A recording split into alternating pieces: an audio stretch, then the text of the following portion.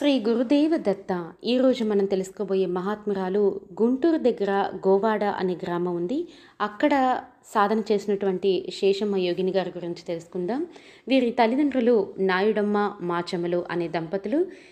వీరికి 6 సంతానం. ఆరుగురిలో ఒకరు శేషమ్మ గారు. శేషమ్మ గారు పరాభవ సంవత్సరం శ్రావణ శుద్ధ షష్ఠి శుక్రవారం జూలై 27, 1906 జన్మించారు. వీరికి ఆలపాటి వెంకయ్య గారితో వివాహం జరిగింది. వైవాహిక జీవితం సరిగా లేనందున సంవత్సరానికే వీరిద్దరూ విడిపోతారు. అప్పటి నుండి ఈమె ఆధ్యాత్మిక మార్గంలో నడుస్తూ ఎన్నో సద్గ్రంథాలను పఠిస్తూ సీతారామాంజనేయ గ్రంథాలు, అందులోని రాజయోగాన్ని కూడా అవగతం చేసుకొని ఎంతో సాధన చేసి కొన్ని సంవత్సరాలు మౌనంలో ఉండి ఒక ఆశ్రమాన్ని నిర్మించి తనే కాదు తనతో పాటు చుట్టుపక్కల ఉన్న వాళ్ళందరూ కూడా ఆధ్యాత్మిక మార్గంలో ఉండాలి అని అంటూ చదువు సంధ్యలు రాని శేషమ్మ గారు జిజ్ఞాసువై సమస్త పవిత్ర గ్రంథాలను, వేదాంత యోగ శాస్త్రాలన్నీ కూడా నేర్చేసుకున్నారు. సద్గురువుల అనుగ్రహంతో ఆత్మ సాక్షాత్కారం పొందారు.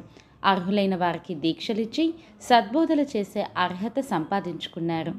ఆమెకున్న పురాణ జ్ఞానము, ఆమె బోధించిన యోగశాస్త్ర విషయాలన్నీ కూడా చాలా గొప్పగా అందరికీ అర్థమయ్యే విధంగా తేలికగా ఉండేవంట.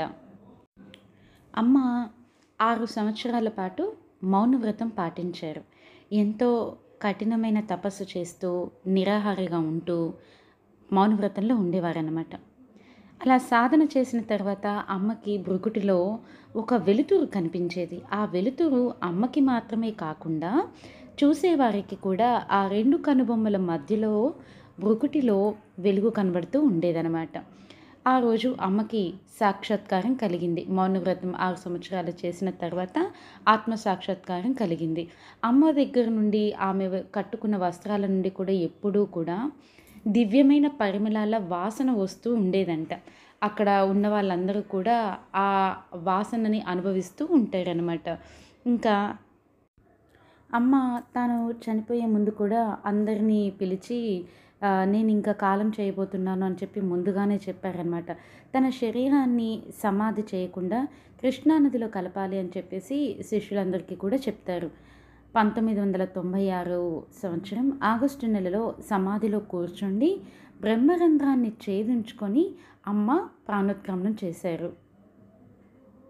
అమ్మ యొక్క పూర్తి చరిత్ర, లీలలు, భక్తుల అనుభవాలు, అమ్మ యొక్క సాధన, అమ్మ ఆశ్రమం ఎక్కడుంది, పూర్తి వివరాలన్నీ కూడా ఫుల్ వీడియోలో ఉన్నాయి. ఫుల్ వీడియో లింక్ కామెంట్ బాక్స్లో ఇచ్చాను, చూడగలరు. యోగుల గురించి, ఋషుల గురించి, అవధూతుల గురించి తెలుసుకోవాలంటే శ్రీ గురుదేవ దత్త ఆడియోస్.